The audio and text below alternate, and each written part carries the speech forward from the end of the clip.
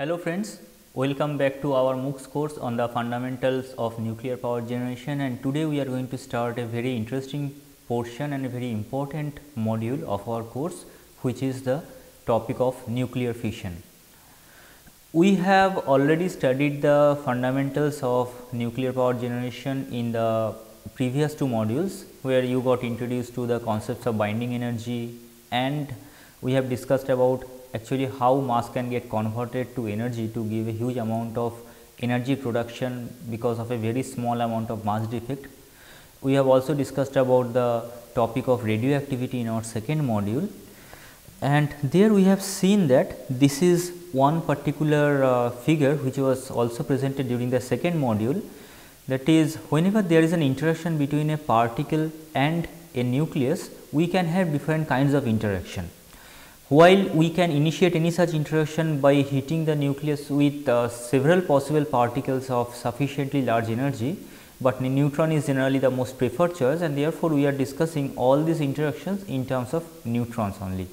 But all these discussions are equally true if we can use some other particle to produce similar kind of effects, but generally it is universal to use neutron as the initiating particle, and therefore, we are keeping our discussion restricted to neutrons only. Now, when we have already learned that whenever there is a neutron nucleus interaction, we can have three types of possibilities. One is scattering, where the neutron and nucleus remain separately, but because of their collision there will be transfer of momentum and kinetic energy from the neutron to the nucleus, and we can have an elastic and an inelastic version of the same. In case of elastic collision, both kinetic energy and momentum are conserved, whereas in case of inelastic collision, the momentum is conserved, but kinetic energy is not conserved for the system, because a good amount of energy may get released in the form of photons. Inelastic collision is particularly relevant for neutrons having extremely high energy level. The second kind of interaction is the absorption, which is actually of our interest in the second module. In this case, the neutron goes inside the nucleus, and then either it may remain inside the nucleus because of a radiative capture, sometimes also called non-fission capture, and it produces just another isotope of the same parent nucleus.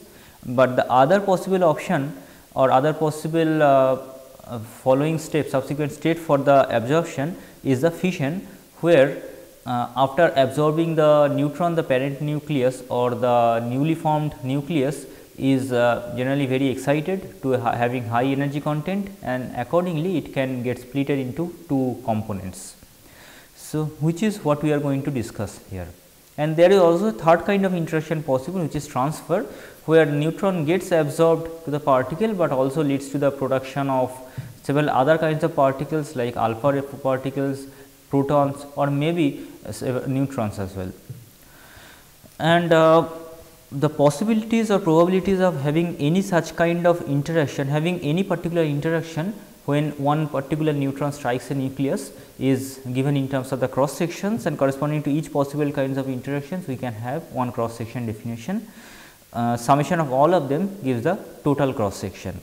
So, as we have already studied, see, if our interest is to know what is the probability of fission occurring when a nucleus of known energy strikes a known nucleus, when a neutron of known energy strikes a known nucleus, that we can calculate considering sigma f divided by a sigma total, that is the fission cross section divided by the total cross section of the same nucleus. Similarly, we can also calculate the probability of any such other kind of interactions.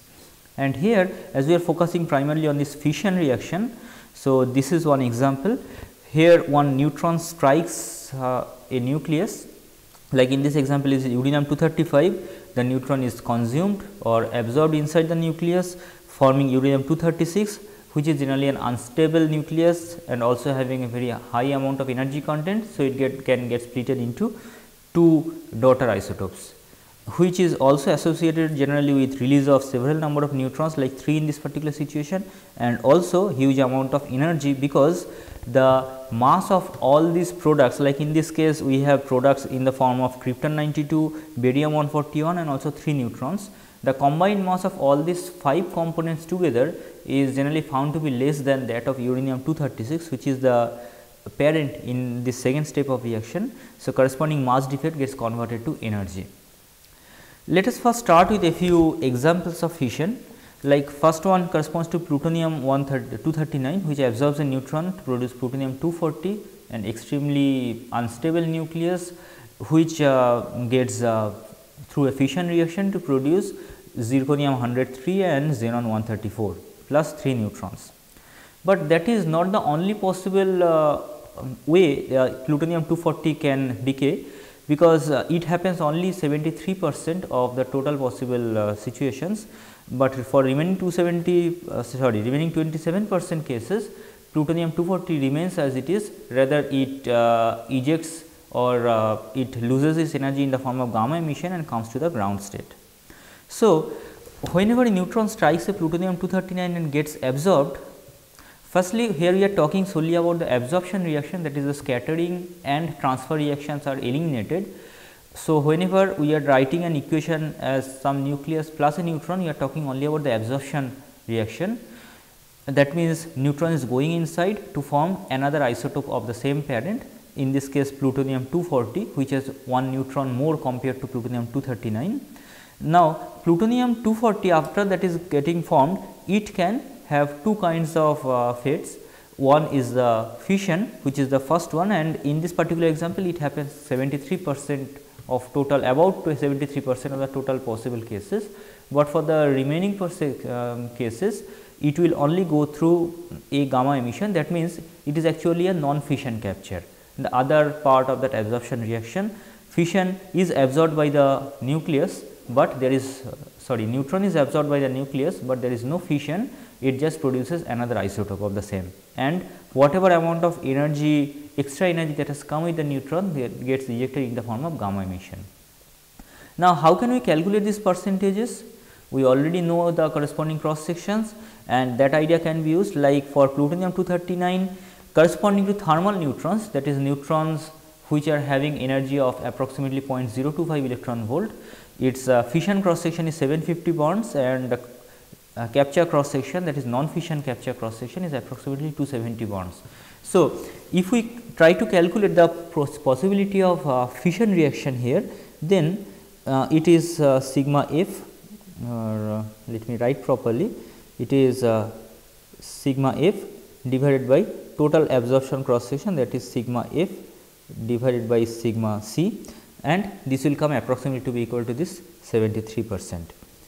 So, just by knowing the values of this fission and absorption non-fission capture cross sections, we can get the idea about what are the possible percentages of having a fission reaction and having a non-fission capture reaction after the neutron has got absorbed. Another example with uranium 235 here absorption of neutron first produces uranium 236, and it can either go through a non-fission capture, like in the second case, which happens about 15% of the total times, to remain as uranium 236. Other is the fission reaction, like here it is producing krypton 94 and barium 139. So, we know for thermal neutrons the cross sections for fission for uranium 235 is 585, and for capture is 99 bonds. Correspondingly, we get these percentages. The third set of examples, now with uranium 233, another very popular isotope used in nuclear reactors. It after capturing the neutron, it produces uranium 234, and almost all uranium 234 isotopes can go through fission reaction. It is a very high percentage of 94%, because corresponding fission cross section is extremely high compared to the capture cross section. Only if about 6% cases we can see that uranium 234 can eject gamma rays and come back to the ground state. So, there are possibilities of having both fission reaction and non-fission capture after the neutron gets absorbed, and we can get the ideas just by knowing the values of these cross sections. Here I would like to introduce two terms, one is fission fragments, other is fission products. Fission fragments refers to the immediate products of the fission. Like say if you focus on the first reaction involving plutonium, here these ZR103 and Xc134, these are the fission fragments, because these two are produced immediately from the fission reaction. Similarly, for the last example involving uranium 233, this SR94 and xenon 137, these are the fission fragments. But there are several other kinds of products, like we can see for all these cases we have neutrons getting emitted, and also all these products of fission, like in the last example this strontium 194 and xenon 137, both of them generally are strongly radioactive. So, after the fission reaction they keep on decaying following their own decay constant, thereby producing several new isotopes and also releasing several other particles like alpha particles or more neutrons or maybe electrons, etc.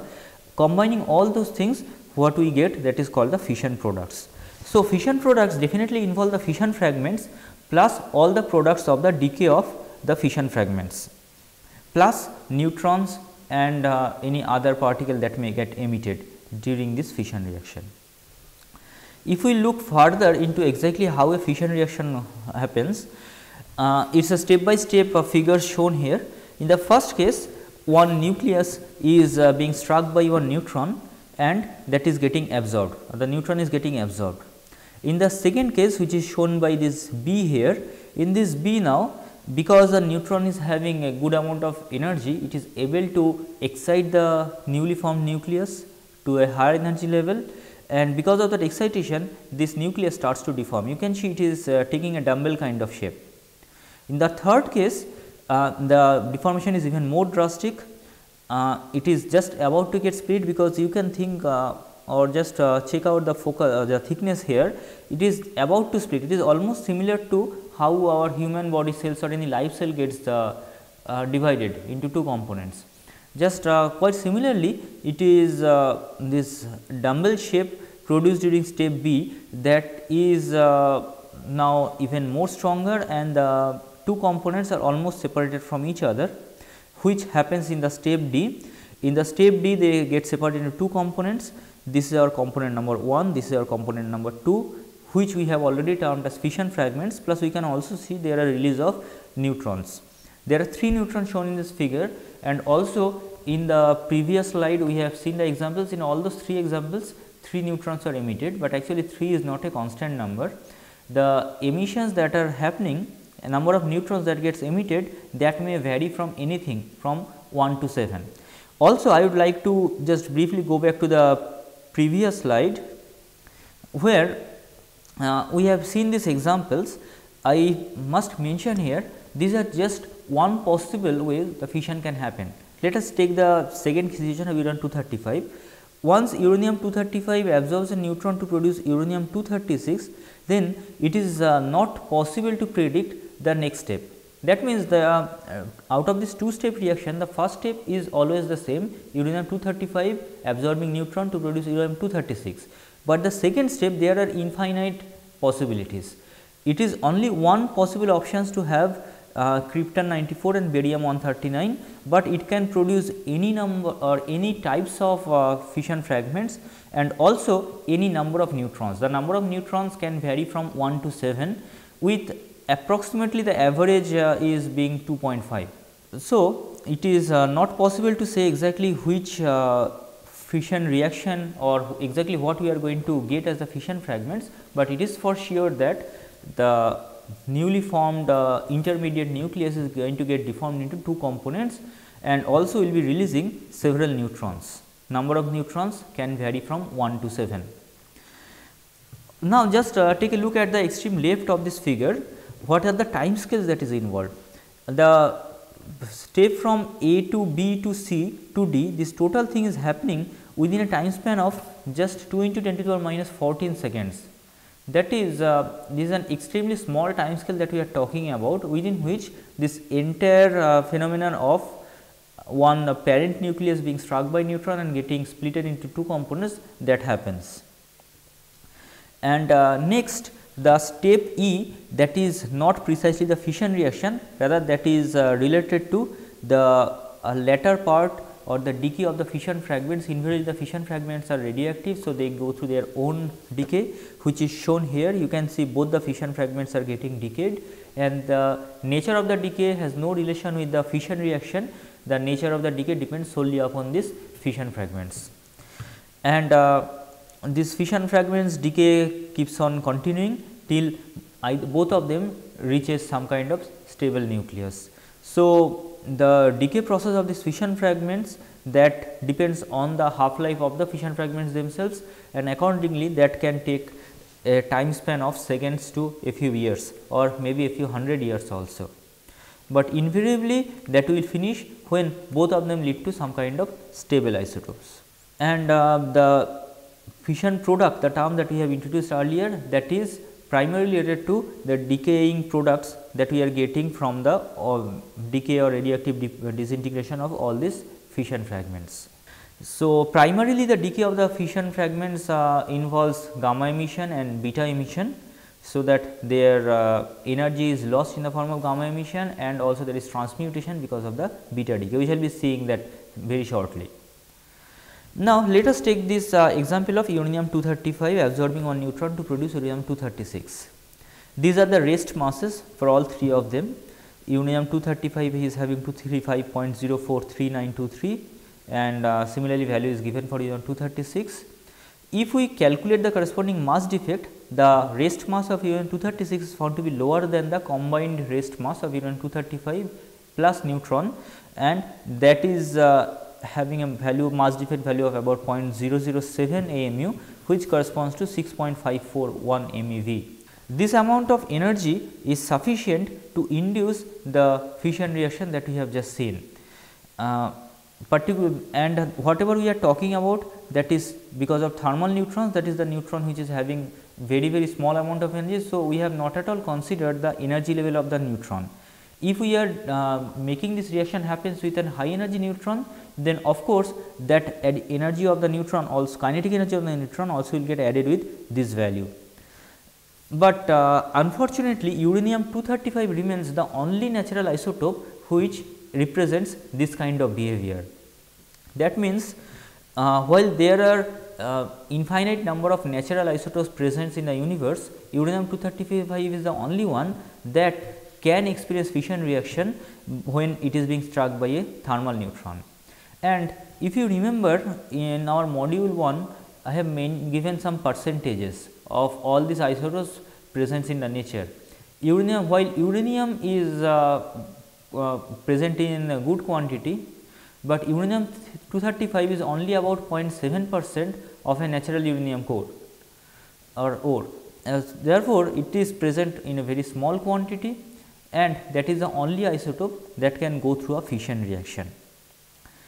But there are several artificial isotopes that can be produced, and out of this uranium 233 and Pu 239 are two principal artificial isotopes that can also undergo fission when being struck by low energy neutrons.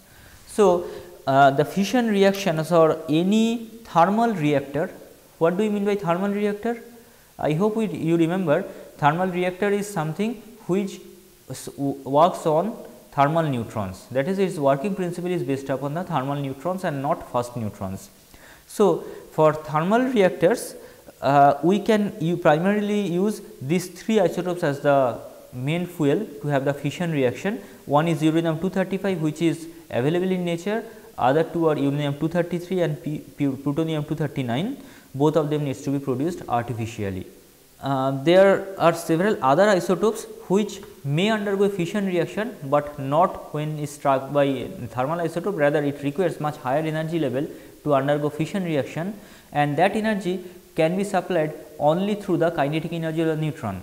Say for example, uranium 238 can undergo fission only when it is being struck by a neutron of approximately 1 MeV of energy. So, there are several, we can clearly see we can have at least two types of isotopes in nature, one like uranium 235 which can undergo fission just through the thermal neutrons, whereas there are examples like uranium 238 which requires high energy neutrons, something at the level of fast neutrons to initiate the fission. Accordingly, all material available or in related to the nuclear power generation can be divided into three categories. First is the fissionable material. Fissionable refers to isotopes which are capable of undergoing fission after capturing either fast neutron or thermal neutron or maybe both. Isotopes which are capable of undergoing fission reaction when that is being struck by a neutron of any energy level, either fast or thermal, that we call fissionable material. So, these examples that we have just discussed, uranium 235, 233, plutonium 239, uranium 238, all of them are fissionable materials. However, the issue is that uranium 235 can undergo fission only by a thermal neutron, but uranium 238 can't. So, while both of them are fissionable material, but only one is a fissile material, which refers to an isotope which is capable of undergoing fission only after capturing a thermal neutron, and also that is capable of sustaining a chain reaction, and that is uranium 233, uranium 235, plutonium 239, plutonium 241, thorium 233, all are fissile materials. Uranium 233 is only the natural one, but others are all artificial. So, when we strike any of these isotopes with a thermal neutron, it can lead to a fission reaction, and also we shall be seeing later on what a chain reaction means, but for the moment you just keep in mind that a fissile material, or to identify something as a fissile material, you need to have two conditions satisfied. Number one, the isotopes should initiate fission reaction when being struck by a thermal neutron, that is, it does not depend upon the energy of the neutron to initiate a fission reaction, and secondly, after the fission reaction happens, it is capable of sustaining a chain reaction. Like the example of uranium 238 that was given earlier, it is not a fissile material from both counts. It can't initiate a fission reaction with thermal neutron, rather it requires only fast neutron to initiate fission, and secondly, it can't sustain a chain reaction also. The reasons we shall be discussing later on. But there is a third category of particles or elements which are fertile elements. Fertile elements are not fissionable by thermal neutrons, that is, when they are being struck by thermal neutrons, they can't undergo fission, but after capturing a thermal neutron, they can get converted to a fissile neutron or fissile isotopes rather. That is, fertile and fissile are two kinds of materials. Fertile refers to after capturing a thermal neutron, it initiates fission and sustains that through a chain reaction. Fertile on contrary, it is not able to initiate a fission reaction after capturing a thermal neutron, but it can get transmuted to a thermal neutron. Like this example of thorium 232, when it captures thorium 232, it gets converted to thorium 233, which can undergo 2 steps of beta decay to produce uranium 233, which is a fissile material. Therefore, thorium 232 is called a fertile material. It can't undergo fission on its own. It is actually a fertile material because it can't undergo fission on its own, but by capturing thermal neutron, it can lead to the formation of uranium 233, which is a fissile material, and that is why we are calling it fertile. Another example of uranium 238, which we have identified as a fissionable material, but not a fissile material. It can also capture a neutron, thermal neutron, that is, to produce uranium 239, which again goes through 2 steps of beta decay to produce plutonium 239, which is a very strongly fissile material. Actually, all the fissile materials that we are discussing here, like uranium 233, 235, plutonium 239, this is the one probably the strongest one and generally not used for commercial power generation, rather kept separately as wear grade materials, that is for producing weapons, nuclear weapons, that is. So, I repeat, we can have 3 types of isotopes from nuclear reactions point of view or fission reaction point of view. One is fissionable. Fissionable isotope can undergo fission by capturing either thermal neutron or fast neutrons. Second is fissile, which can undergo fission only by capturing a thermal neutron and hence and also capable of sustaining their chain reaction. So, all fissile materials are fissionable, but all fissionable materials may not be fissile because there may be examples which can't initiate fission with thermal neutron, rather require fast neutrons, something like uranium 238. And fertile material is the third category, the isotopes which can't undergo fission by capturing thermal neutrons, but can get transmuted to some kind of fissile neutrons, fissile materials.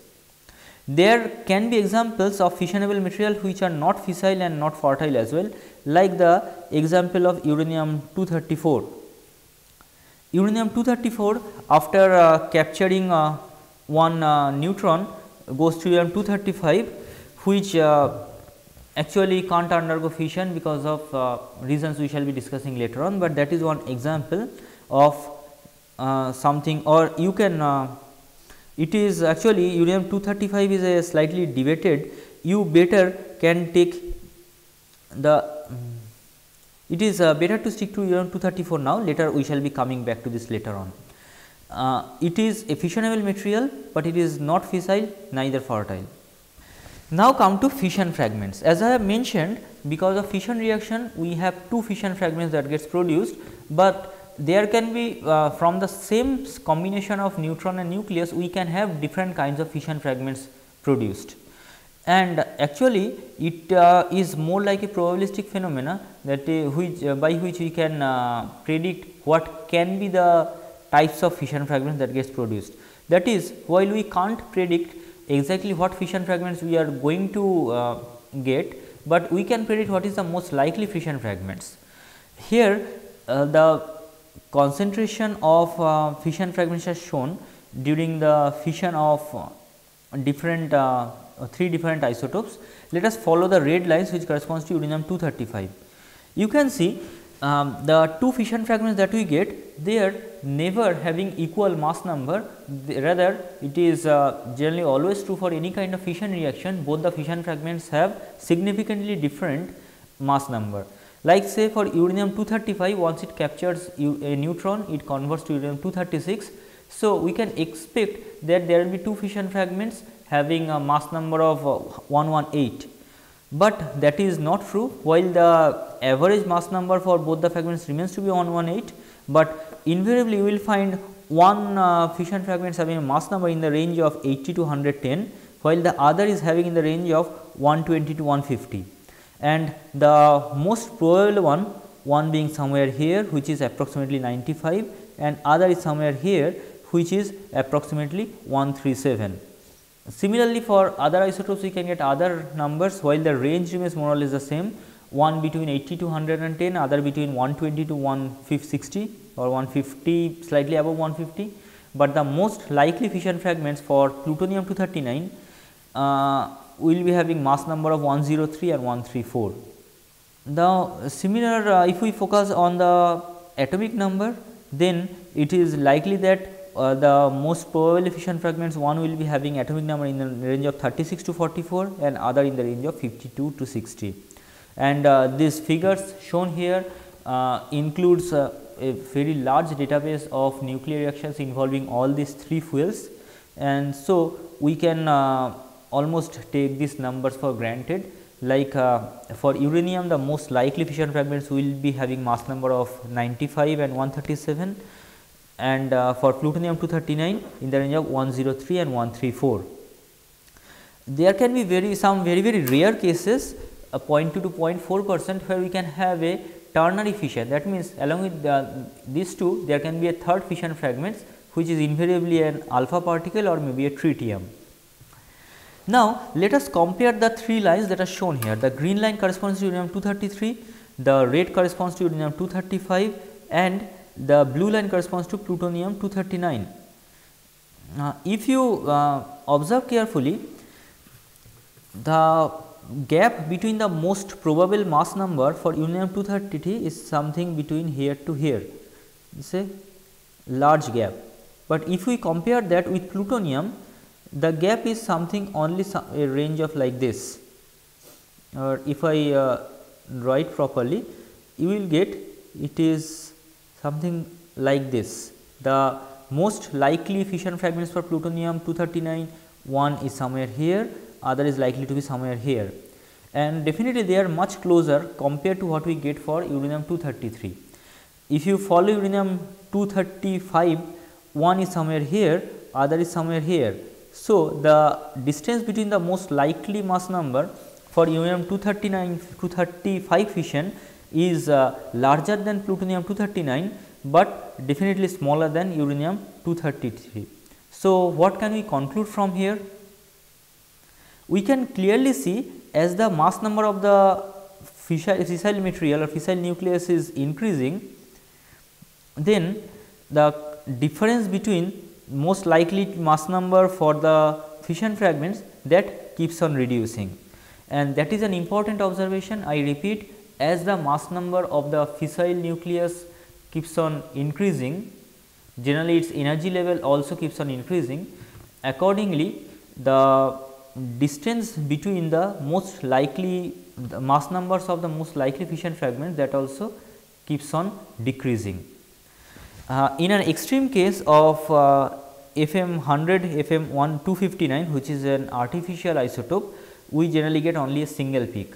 That is, it is likely to produce two fission fragments having equal mass number. That means, as the mass number or energy level for the fissile nucleus is increasing, both the fission fragments are, there are larger chances of having two equal or identical fission fragments. Now, let us focus on the fission fragments. It was mentioned that fission fragments can be strongly radioactive in nature. Here one example is shown for uranium 235 fission, which is producing rubidium and cesium, or rubidium 93 and cesium 141, both of them are strongly radioactive.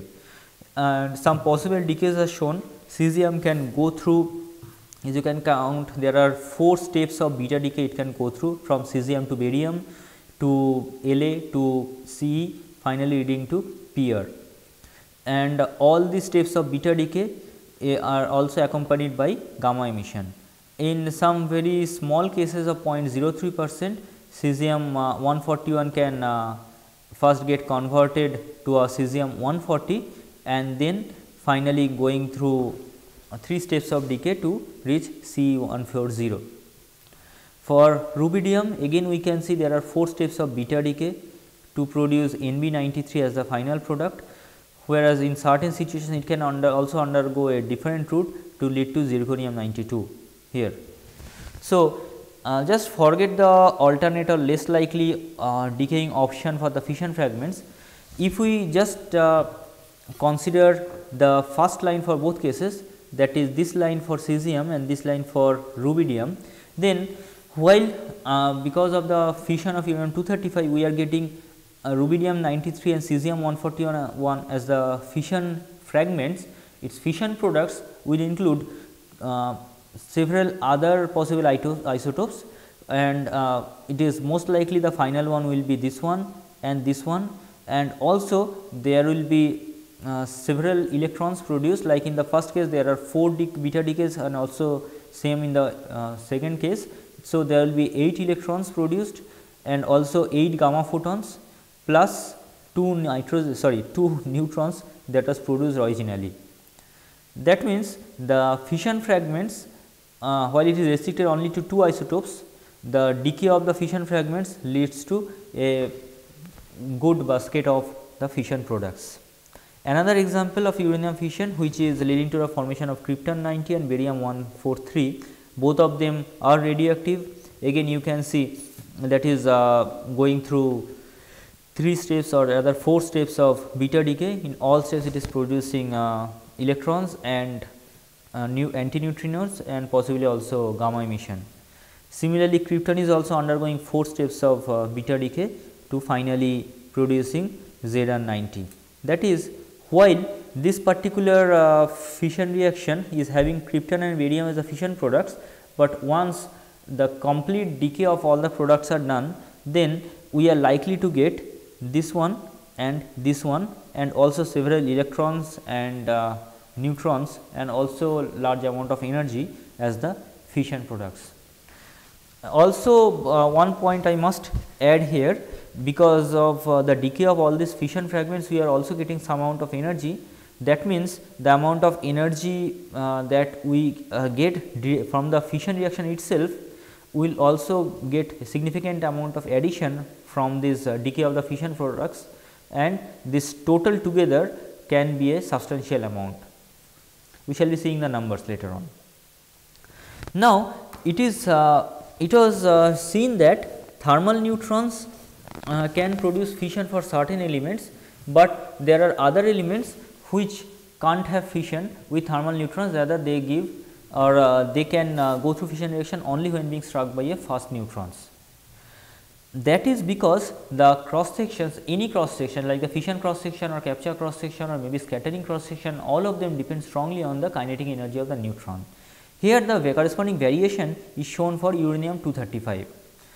You can clearly see as the neutron energy keeps on increasing, energy level of the neutron from extremely low level to a mega electron volt level, the corresponding cross section values are also reducing. Rather, there are three clear zones.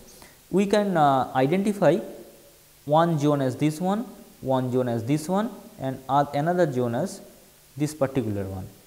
And there are three distinct behaviors of the cross section variation with an energy can be seen. The first zone, which is this particular one corresponding to the slow neutrons, that is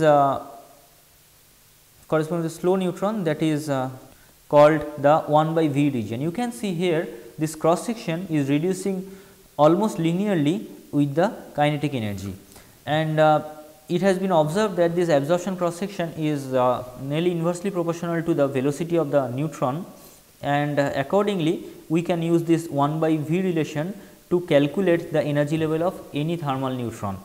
Like say here sigma A is inversely proportional to the velocity. So, we can always say that is inversely proportional to the root of En being the kinetic energy, and hence as the kinetic energy of thermal neutron can be directly related to the temperature of the surrounding, we can also write this to be inversely proportional to the square root of temperature, absolute temperature that is. And using this we can say, suppose we know the data of absorption cross section for a certain temperature T1, then the system changes its temperature, goes to some temperature T2. So, if we want to know the absorption cross section corresponding to the thermal neutrons at this particular temperature, we can always calculate using this sigma A at T2 will be equal to sigma at T1 into root over T1 by T2. So, this is a very straightforward relationship, and for all thermal reactors operate in this particular slow neutron zones. So, we can easily use these numbers or these relations for calculation of the cross section, absorption cross section. The second zone is quite interesting, which is called the resonance capture zone. You can see there are lots of peaks or undulations in the profile. This is commonly observed between the energy level of 1 electron volt to 10 keV. There are multiple peaks. Actually, if there are certain elements like indium which can have just a single peak, but invariably uranium 235 or 238 or other fissile or fertile materials can have large number of peaks there. So, at certain energy levels the cross section of the neutron is quite high, where at certain other energy levels it can be quite low. In fact, for elements like uranium 238, the absorption cross section at this peak can be 100 times more than the base values, and therefore, it can significantly affect the neutron density inside the reactor. In nuclear reactor most commonly we find the neutron available as fast neutron level somewhere here, and to convert that to thermal neutron we have to go through some kind of process during which its kinetic energy will be reducing and it will be going in this direction. So, while going through this direction it has to pass through this resonance capture region, and if when it is passing through resonance capture region at that certain energy level, when these cross sections are high, there is every chance that the neutrons will get absorbed by the fuel itself, and this is a non-fission capture reaction, sometimes also called the resonance capture reaction, and therefore, it is better to be avoided. Actually, we can't avoid this, but it is always attempt is always made to pass through this region as quickly as possible, so that the loss in the number of neutrons is not very significant. And the third region is the fast neutron region. Fast neutron refers to neutron energy greater than 1 electron volt during 10 keV or 0.01 mega electron volt.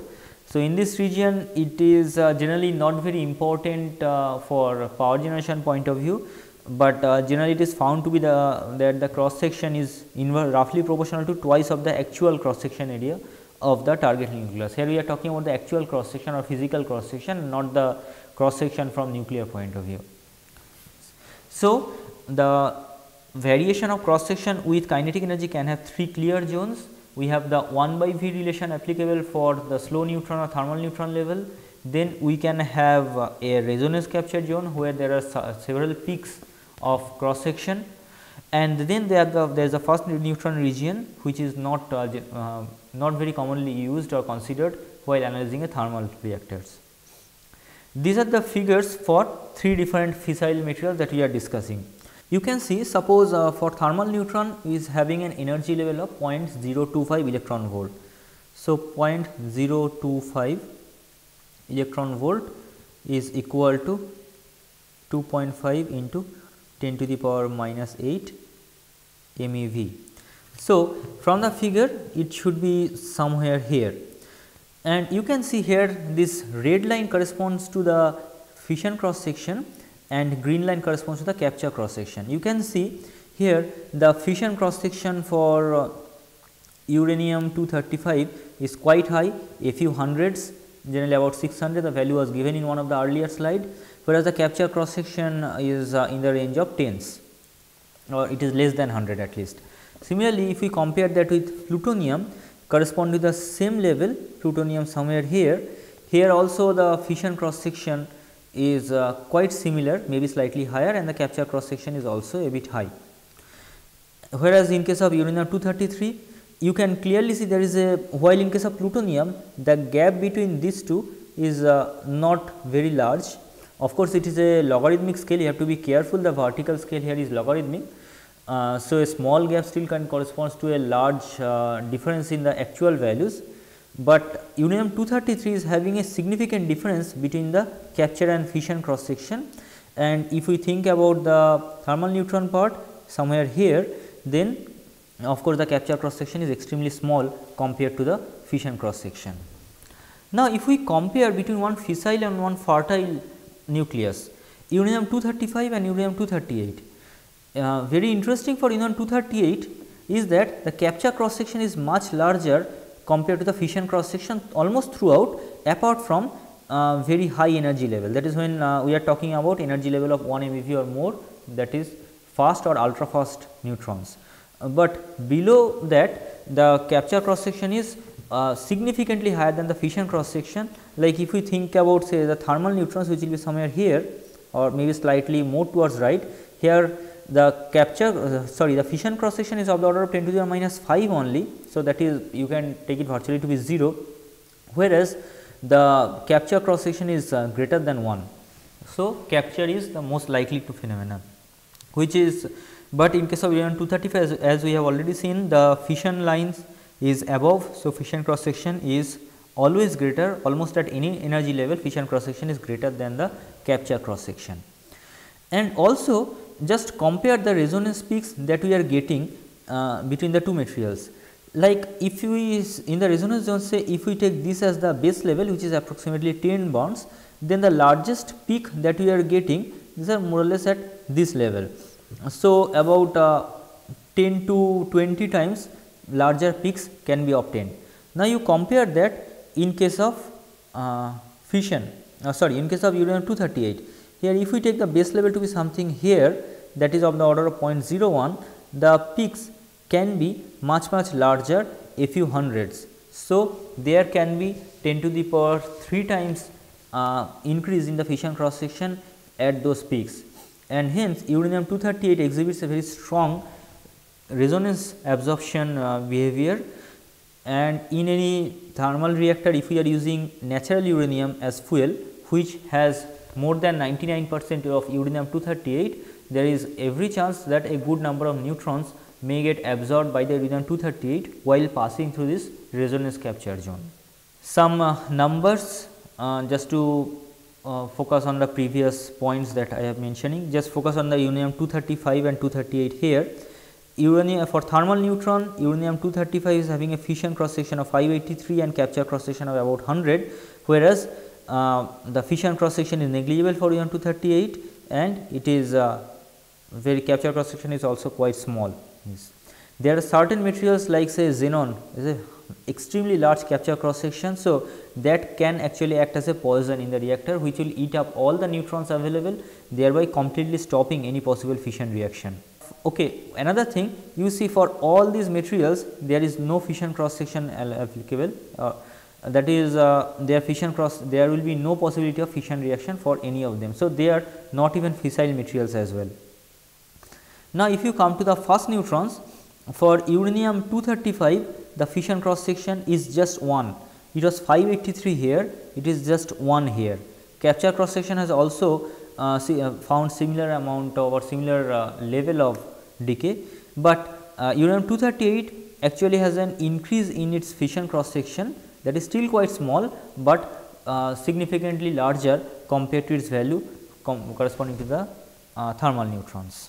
So, uranium 238 can undergo some amount of fission through first neutrons, but the corresponding cross section value being quite low, that probability is also quite small. So, now we know that it is important to convert a fast neutron to the thermal neutron level, as the fissile materials, particularly like uranium 233 or 235 or plutonium 239, has much higher values of fission cross section or absorption cross section corresponding to the thermal neutron. Corresponding to fast neutrons, their cross section values are extremely small. As we have just seen in the previous slide, for the example of uranium 235, we are talking about a difference of 583 and 1. So, we must reduce the neutron energy to the thermal energy level, and then only we can have a significant amount of fission inside a reactor, and corresponding process is called moderation. Moderation is a process of reducing the high kinetic energy of free neutrons and get it converted to the thermal neutron. This is one schematic representation. Say generally neutrons, the chain, this we shall be coming back during chain reactions also, but as we have seen, whenever a fissile nucleus undergoes a fission, there are neutrons that is getting produced, and those neutrons are generally fast neutrons, because they will carry a significant amount of energy released during this reaction. So, like in this case, these are the 3 neutrons that just got produced because of the previous fission. As they are fast neutrons, so they must pass through something called a moderator. A moderator works on the principle of elastic scattering that we have discussed earlier. During elastic scattering, the neutron collides with the nucleus and exchanges kinetic energy and momentum, thereby it loses its own energy and transfers a bit or a good part to the corresponding nucleus. So, while passing through the nucleus, passing through the moderator, the neutron can undergo repeated collisions, repeated elastic scattering, and finally coming out as a slow neutron here. This slow neutron of course will offer much larger fission cross section, so that will lead to another fission reaction. This way a moderator helps in fission reaction, because suppose if this fast neutron is allowed to strike another nucleus, corresponding cross section being very low, there is very less chance of having a fission reaction. But as we are using the moderator, the slow neutrons will offer continued rate of fission. Another thing, when these fast neutrons initially strike the moderator nucleus, their extremely high energy level may lead to inelastic collision, passing some amount of excitation energy to the corresponding nucleus. But after 2 or 3 such collisions, the most of the next collision steps are elastic in nature. So, collision for a good performance from the moderator, it must have a high value of scattering cross section. And also it is important that it has a low absorption cross section, because if the moderator material itself is absorbing neutron, then there will be no neutron left to induce the next step of fission. Therefore, it is desirable that a moderator material should have very high scattering cross section and extremely low, preferably 0 absorption cross section. Some common choices are regular water, heavy water. Heavy water refers to the water where the hydrogen is actually deuterium. So, heavy water and regular water both are very good moderator. Graphite can also be used. Beryllium also has found some applications as moderator, whereas certain hydrocarbons has also been proposed recently, The reason of choosing these particles or choosing these materials we shall be seeing very shortly. Now, another term I would like to clarify here, as we use the term heavy water to signify water molecules which contains deuterium, quite occasionally the term light water is used to indicate normal water, but we shall be using term regular water because light water is not a proper terminology. So, we comes to the theory of elastic scattering. Here we are taking one nucleus of mass capital M, which is initially at velocity at 0 velocity. The black one here is a nucleus and the red one is a neutron having a mass of small m and coming with a velocity v. It is approaching the nucleus with a velocity v. Once the collision happens, then it transfers a part of its kinetic energy to the nucleus. So, both of them can get scattered into different directions. Here theta is the angle by which the neutron gets scattered from its initial line of motion, and similarly v prime is also getting scattered by some other angle. So, as this being elastic scattering, both energy and kinetic energy and momentum will be conserved. Conservation of energy can accordingly be written as before collision. Here 1 refers to the state before or state before collision, 2 after collision. Before collision the nucleus is stationary, so only kinetic energy is associated with the neutron. So, half m v square represents the kinetic energy of the neutron. After collision both are moving, so this is the kinetic energy of the this for the neutron, this for the nucleus. Here small v prime and capital V prime represents the velocity magnitudes of neutron and nucleus respectively after the collision process, and let us say E L is the energy magnitude of this particular energy. Next is the conservation of momentum. Again initially the nucleus is stationary, so entire momentum is coming from the neutron, and after that both of them are moving. This is a vector addition because momentum is a vector quantity. Next we define a term called center of mass. We can easily analyze this from this conservation of energy and conservation of momentum point of view, but it is and by taking our laboratory or wherever this experiment is going on as the frame of reference, that is why it is often called the lab scale, and that is why this L subscript we are using, which denotes energy at the lab scale. But whenever we are talking about such kind of two particle collision, it is better to go for a center of mass approach. Center of mass is defined as an hypothetical body of mass which is having the same amount of mass as the initial system, that is its mass is the combined mass of the neutron and nucleus, and also it is carrying the same amount of momentum as the entire system. So, the total mass of the body is small m plus capital M, and if Vcm represents velocity, then as I have mentioned, the total mass will be equal to the total mass of the system and total momentum will be equal to the total momentum of the system. Now, before collision total momentum is small m into v, that is the momentum carried by the neutron, and as that remains constant. So, this will be the total momentum of this center of mass. Here this blue ball shows the center of mass which is moving with a velocity Vcm now. So, Vcm can be represented in terms of the velocity of the neutron. Center of mass approach has certain advantages and certain characteristics. Here total, if we can, or the center of taking center of mass as the frame of reference, we can gain certain advantages. Once we know the velocity and mass of the center of mass, then we can calculate the velocity and momentum for both neutron and nucleus with respect to that, and that is by taking the center of mass as a new frame of reference. And the advantage that we are going to get, the total momentum of the center of mass system will remain 0 both before and after collision. Magnitude of the center of mass velocities will not change because of the collision, but there will be only change in the directions, that is the direction of velocity vectors will change, but no change in magnitude. And third is total energy of the center of mass system will be less than the lab scale system due to the motion of the center of mass itself. So, we shall be next discussing about the theory of elastic collision by converting this lab scale system to a center of mass system.